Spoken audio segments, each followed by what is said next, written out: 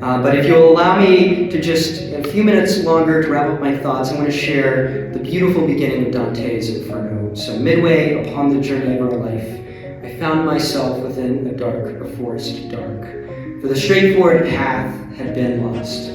My family and I, we went into this journey back in August knowing that there was a substantial amount of risk involved. And as a student who was living with a host family that I had never met before, a little under 2,000 miles away from home, as Dante had Virgil as his guide, I had my faith, the church and its members as my guide. So one of the many things that I learned during this time was an understanding that our faith is not just pious platitudes. Rather, it is a calling to live in the light of the faith, a full embrace, and it is of it, as I have heard it said.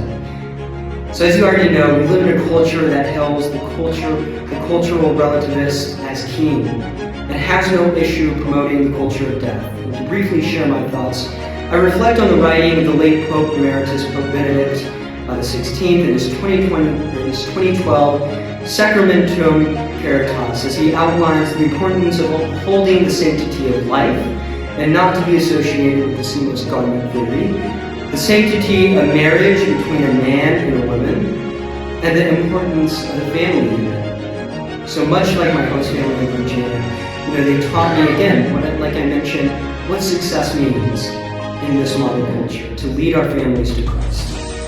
And so I can assure all of you this evening that my focus is to defend our Catholic principles, to stand against the culture of moral relativism and the culture of death, whether it be here at home or in the halls of the United States Congress.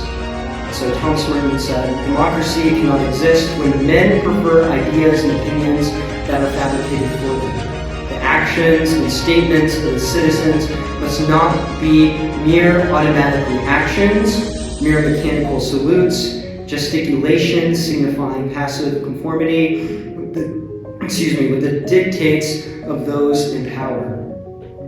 So the time is now to stand up for our faith.